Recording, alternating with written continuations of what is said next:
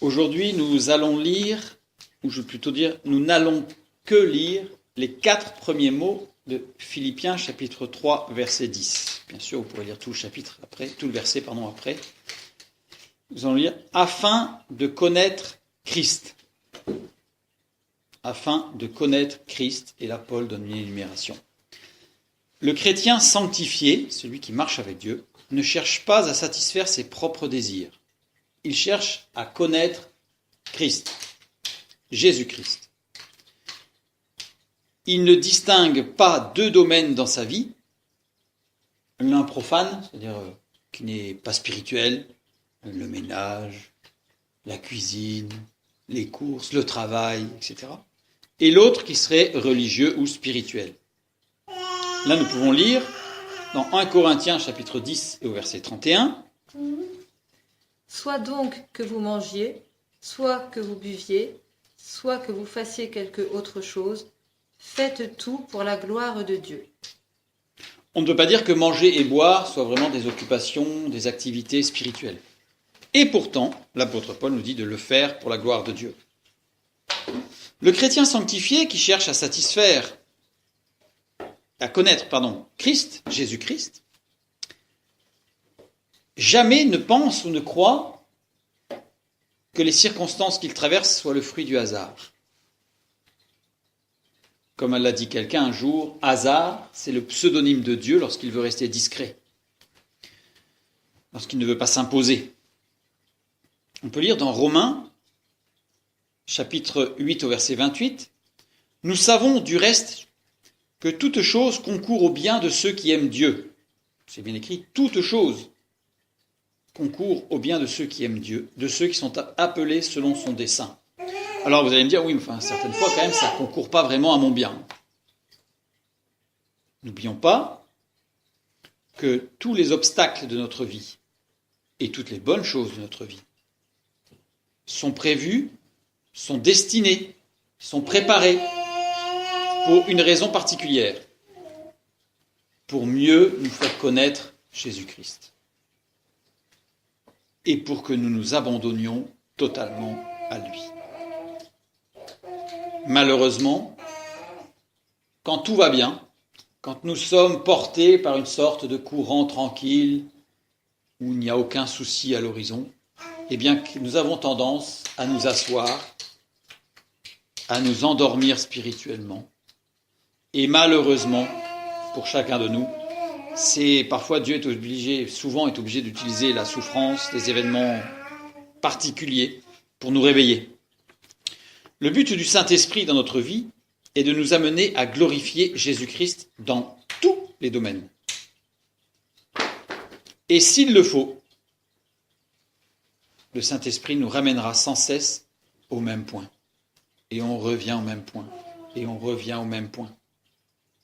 On le voit à un moment donné dans Jean, chapitre 21, versets 15 à 17. Jésus qui parle à Pierre.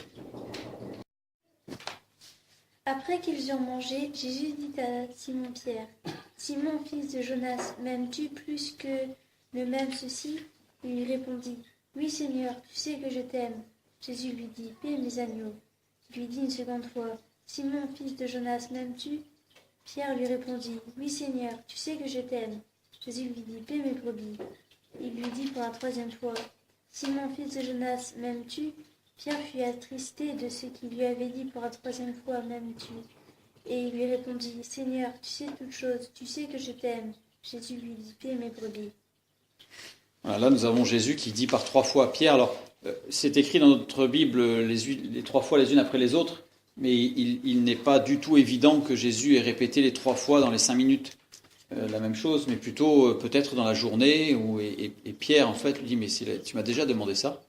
Donc il est revenu plusieurs fois, Jésus, pour insister auprès de Pierre. On a un autre exemple, c'est dans le livre de l'Exode, avec le peuple d'Israël qui a voyagé dans le désert pendant 40 ans. Pendant 40 ans dans un désert qui faisait au maximum 700 km de long sur 200 km de large. Pendant 40 ans, ils ont eu le temps de tourner en rond. Parce qu'il fallait qu'ils comprennent certaines choses pour pouvoir rentrer dans le pays promis. En cherchant notre propre gloire, nous faisons de notre activité une idole. Ou, dans l'autre sens, en faisant de notre activité le principal de notre existence, nous cherchons notre propre gloire. Dans tous les cas, l'enfant de Dieu, lui, au contraire, cherche sans cesse à donner toute la gloire à Jésus-Christ.